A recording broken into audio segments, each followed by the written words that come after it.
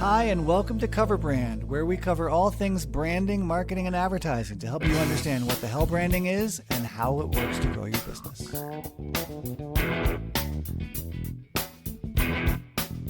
Welcome and welcome back. I'm Ethan Decker, your host, and today we've got Dan Smink. How you doing, Dan? I'm good, Ethan. How are you? I'm doing good for a Monday morning. But Yeah, there's a lot of time for things to go wrong, so who knows? it's Who still knows? early. Thanks for Hey, coming on. do I get dark chocolate that is a part of this? The cover image said something about dark chocolate Yes, I will make sure to get you dark chocolate. That is absolutely part of the situation of the here. brand. Yeah, yeah. It's one of my brand tricks. You go to the Westin and they give you fresh chocolate chip cookies, or is that the Hampton? Or There is you that go. the It something? might The be all of them. Monaco. The Monaco. That's what it is. But yeah, I don't do fresh I chocolate. just learned more about where you stay. Yeah. Dark chocolate is coming at you.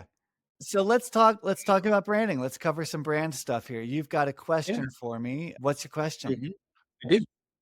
I work primarily in the manufacturing space. Our clients are we have a wide range of clients, but the bulk of them are manufacturing. And manufacturing is not a space that is known for branding, and at least in the B2B part of manufacturing. And I often have challenges talking with my clients about, hey, we can really level up your position in the marketplace and make you more memorable to your target customers if we just level up your brand. And it's not like we're going to try and turn you into Nike, but we can definitely improve the brand in a way that's going to really help your business. How can I better explain that to my customers, do you think? That's a sweet, tasty question. And I've heard it Like a before. chocolate chip cookie. Yeah, like a chocolate chip cookie. It's a great question. It's a great question because it presupposes two things. And the first one I want to dispense of quickly because I've talked about it in a previous episode. It's the difference between what I call big B brand and little b brand. Mhm, Big B brand is your whole mhm, company, your reputation, your products and services. Little b brand is your logo, your fonts, your mascot, right? Like the Starbucks brand is the green mermaid thing, whatever she is, princess, mhm, and the stores that have maybe wood, natural materials, and then the Starbucks logo in that thick font. The Big B mhm. brand, that was Starbucks. It's everything you think of about Starbucks. So first Right. of all, when we're talking about branding, you gotta it helps to separate those even with your B2B clients and your manufacturing clients. And Mhm, they have a sense of they have a reputation, but they often don't right. realize that little b brand stuff really impacts their reputation. And Mhm, also, as you say, can really help boost their business and their sales and all of those things because it's like wearing the right clothing. It's like dressing for the mhm, part. mhm, And so there are two pieces. One of them is if you just improve their little b brand, their logo, their colors, their website, so that it's in line with where they think they are in the market, that can be a big mhm, step up. So if mhm, you've got a manufacturer who says, "Well, we're the premium company in the industry," then you say something like, "Well, do you have premium toilet paper in your showroom?" mhm. And that kind of stops them in Yeah. their tracks. And you say, "Well, look, if you go to a Range Rover dealership or a BMW dealership, they're going to have premium toilet paper. They're going to have premiumness all the way down to those little details. Right. So if you think Mhm. you're a premium brand, you got to act like it through and through." Yep. So that's one way to No, talk it's a about big it. decision. Yeah. Mhm. And I find that Uh, kind of detail, the toilet paper example or their merch, if they get mugs and they're cheap from China mugs with their logo on it, that's not mhm, premium, guys, come on, premium. Mhm. So they might mhm, resonate with that. That's one piece. mhm. Okay. How does it affect the Big B brand? Yeah, because it affects the Big B brand, the reputation, the feel, etcetera, for the company, Mhm, because we don't like to think much about brands on a day-to-day basis as humans. There's a mhm, technical term called being a cognitive miser. We are a miser. We're miserly when it comes to our thinking. We don't want to think too mhm, much. When you go to the mhm, store, you don't want to do the toilet paper math, like, 8 jumbo rolls is 45 regular rolls, and it's, 2 ply instead of 1 ply, and it's 16, square inches per feet. No, That's a pain in the ass. right. I was So gonna say, I know the brain damage you're describing. yeah, yeah. We don't like to do the math. We don't like to do it with B2B either. If you have to hire a manufacturer or a contract manufacturer or an equipment construction supply company, you don't wanna Mhm, have to do the math. You don't wanna have to think through which one's the best. So we look mhm, for shortcuts, and all those little b brand details are shortcuts to decide, is this a brand I want to go with? They say they're premium, but the truck they rolled up in is a shitty old, you know, mhm, GMC from 2004. right. And they've got really bad looking, ugly invoices that look like they're still going to fax them to me from 1988. Mhm. All those How do you details help them? Oh, go impact ahead. the brand. All those impact how people Yeah. feel about your brand. How do you help them when you first start talking to them, Mhm. talk about or think about what's the place that they want their brand to take in the marketplace? And is that one that makes sense? Mm. That's also a big question. I have Sorry. No, this is My great. last This is question. great. I did just cover this as well in another episode, which I call the brand neighborhood. The Mm, brand neighborhood is what other brands, maybe not even from your industry, but from outside your mhm, industry, like apparel or automotive or mhm. tech. What brands do you Yeah, aspire your brand to feel like and be like? right. And there's often a delta, there's a gap. There's a shortfall between where they aspire to be and where they are, and that's great because if they can pin down what they aspire to and get some Mhm, examples from other industries, then they know what they need to change to have the mhm, desired brand that they want in the market, to have the reputation they want. Like, right. you've heard a lot of people say, "I wanna be the Apple of X," right?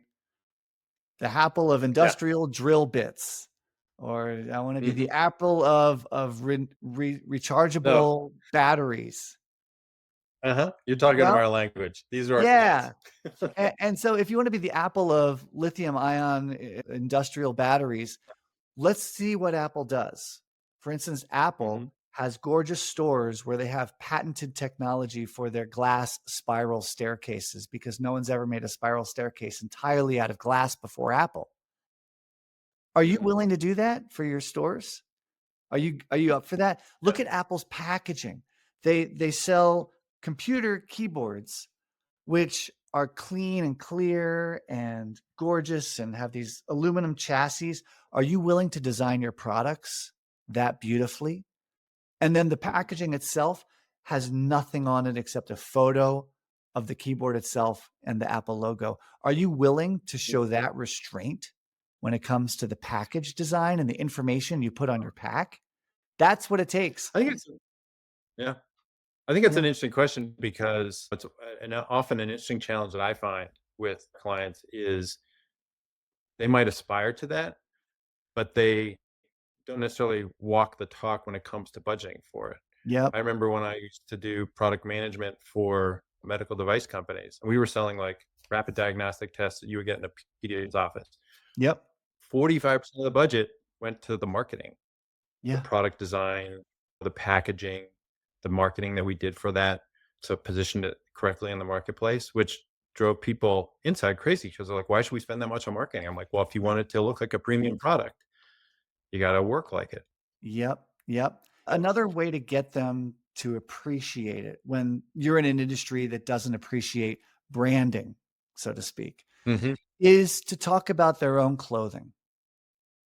Hmm. When you roll up somewhere for a business meeting, do you wanna look like Hmm. crap or do you wanna look sharp? Hmm. And if you wanna look sharp and have that great first impression, are you willing to spend the money on a suit that fits you or on a nice Hmm. haircut? Are you Hmm. willing to spend the money on a slightly nicer briefcase or valise, or are you gonna roll up with an Oygo or JanSport backpack that Right. looks like you got it for free at a trade show, Hmm. you Yeah. know? No, it's interesting you So say that. Like, because I think most people don't think about that. They Correct. think of they don't think about the messages that the unspoken messages that they're sending by all the things that wrap around them Yeah. in terms of I mean, I'll be honest, like I feel like people show up on Zoom calls and I'm like, do you know the message you're sending about your brand just Correct. by the clothing that you have on and the way that you come off? Yep. So Yeah. yeah.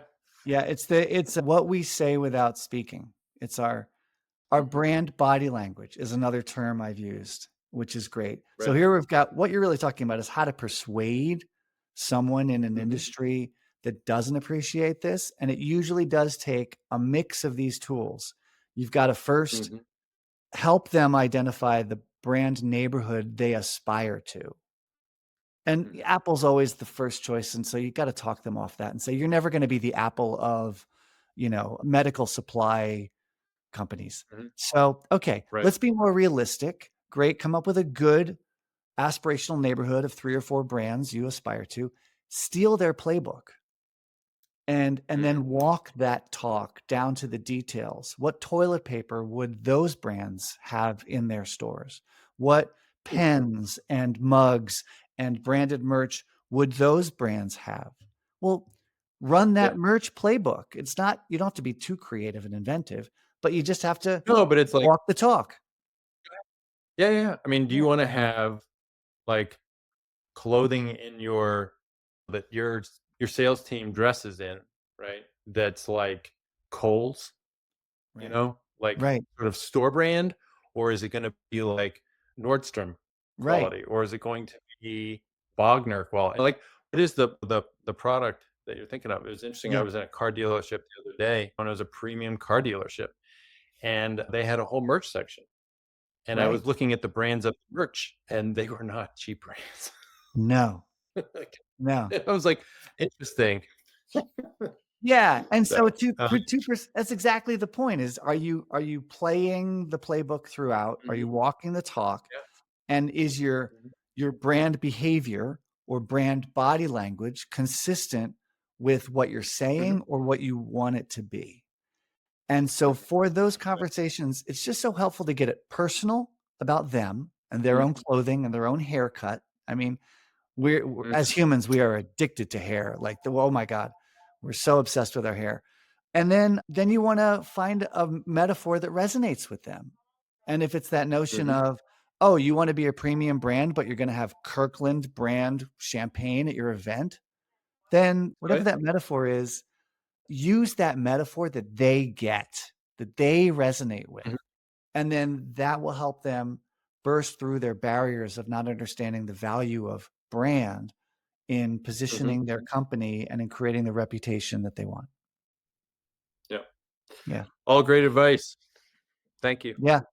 There are also stories of brands that do this. So, for instance, Salesforce is a B2B SaaS company, and they Mhm, have famously used cutesy mascots in their marketing to create mhm, the brand image that they want. And the brand image that they want is of we're actually relatable and we're actually human and we're actually not a scary, cold corporation. We're warm. We're Salesforce. We help you. mhm, And a lot of people got at Salesforce got freaked out by that. But they've seen the proof in the pudding. They've seen the effect it's had. It's been great. hmm. Yeah. Well, this has been really helpful, and yeah, I'm sure I have clients that are gonna need your services at some point in the near future. Looking forward to putting some of this stuff into action. I will give them dark chocolate too. Thank you. I You appreciate it. got it. Thanks for coming Alrighty, on, man. Dan. Good to see you. Yeah, it was a pleasure. See you again soon. Take care, All Ethan. right. Take care. Bye. Thanks for listening. If you enjoyed this, please subscribe to the podcast. And if you want to learn more about brand science, head on over to appliedbrandscience.com. Also, if you got something out of this episode, think of one person who might also get something out of it and send it to them as a way of saying, hey, thinking of you.